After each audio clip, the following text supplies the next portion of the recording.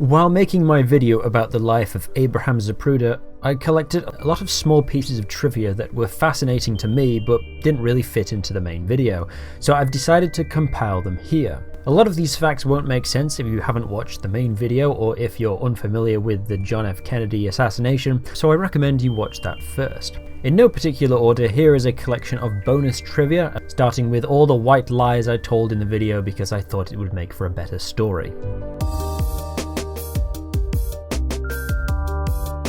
In my video, I portrayed Harry McCormick as a sprightly young go-getter reporter. In the movie Parkland, he's in his late 30s. In reality, he was 65. In my defense, the book never mentions his age, and I just kind of assumed and imagined him to be a young blonde reporter. I only found out the truth when I was editing the video and came across his obituary and a photo of him on Google Images. He also wasn't as evil as I portrayed him as.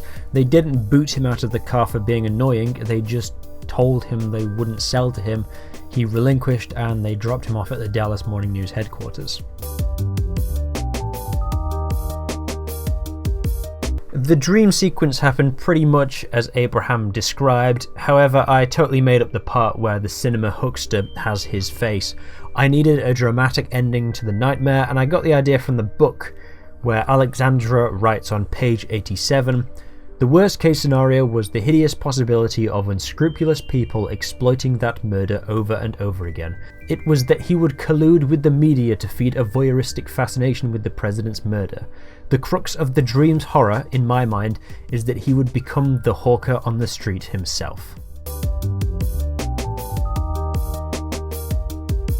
In my video, Lillian Rogers was a young southern belle with a slightly anachronistic fashion sense. This hairstyle and this dress is more late 60s than early 60s, but whatever. The real Lillian Rogers was from the Midwest and looked like this.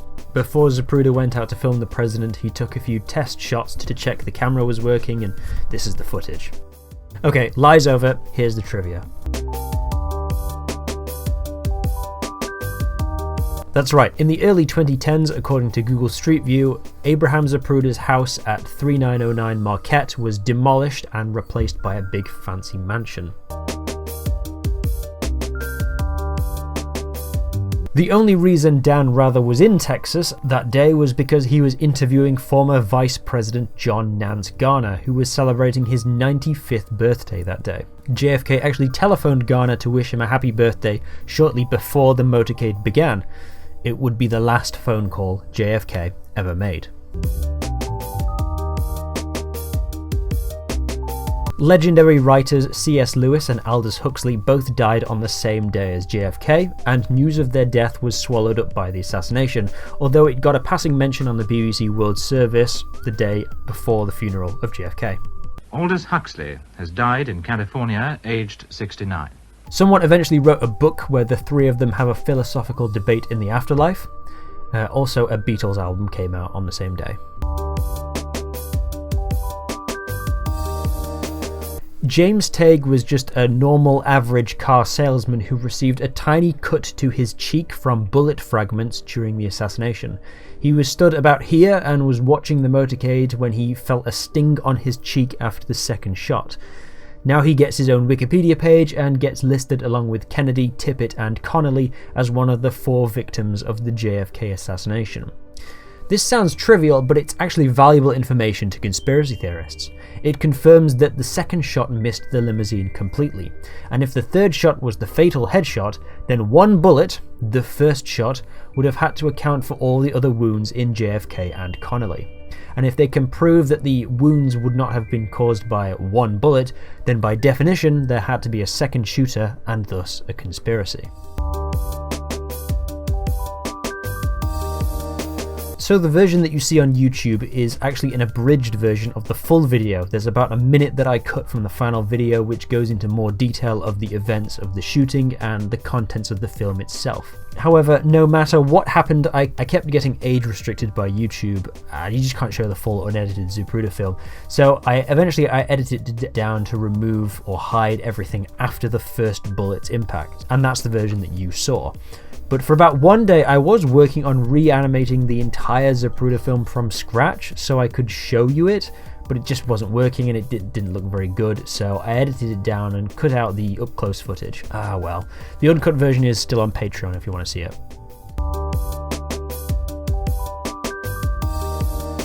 This project has consumed my life to the point where I was having dreams about it. I remember having 3 JFK related dreams in total, but only one I recall the details of.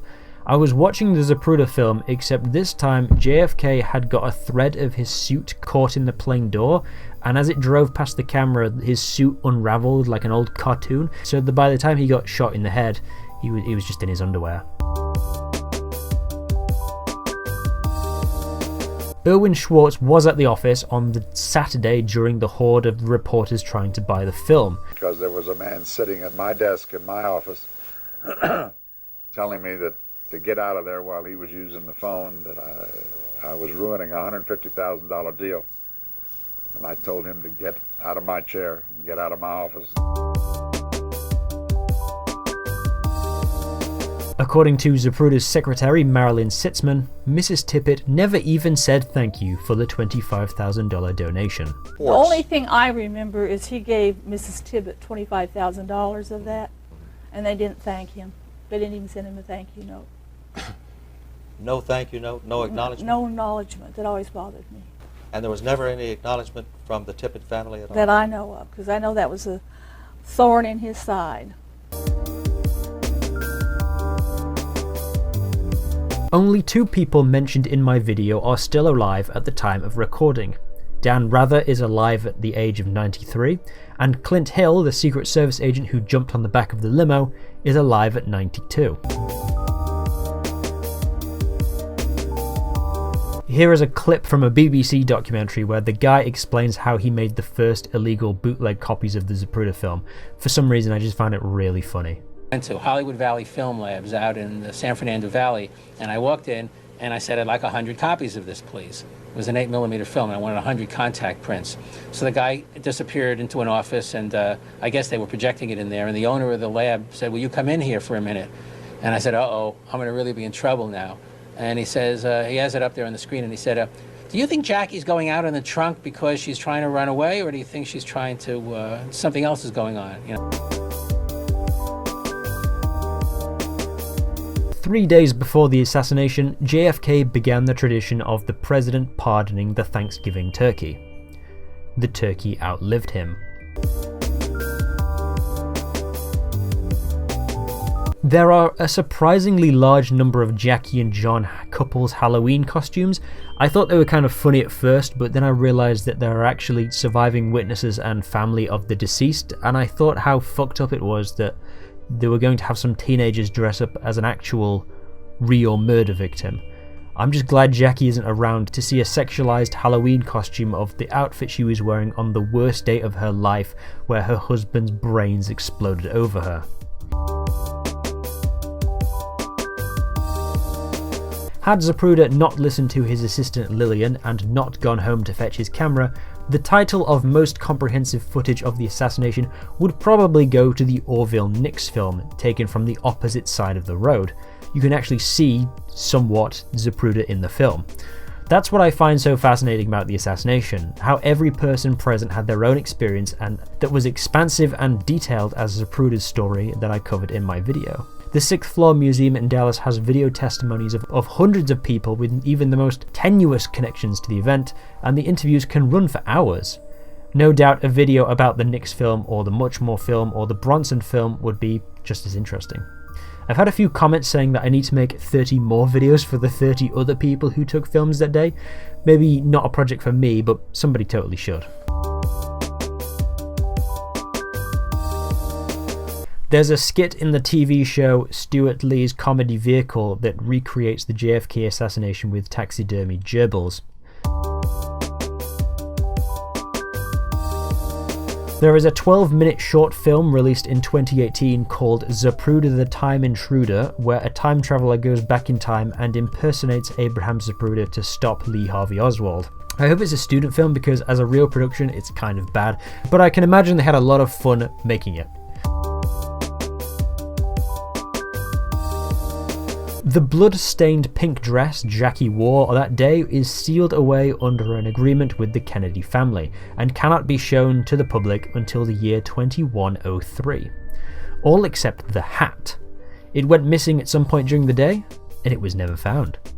She's wearing it in the Zapruder film, but not on Air Force One a couple of hours later. Her personal assistant said she knows its current location, but died before she could tell anyone. So we just don't know. President Herbert Hoover, the guy who presided over the Wall Street crash and Great Depression in the late 1920s, actually lived a really long time after his presidency ended, and outlived JFK by just under a year. There's a picture of the two of them together, which is weird because they're generally considered to be a part of two separate eras of history. Two of the other people who filmed the assassination were called Charles Bronson and Jack Daniels. I don't know how to end this video, so here's a montage of all the people from my video and what they actually looked like in real life. Thank you.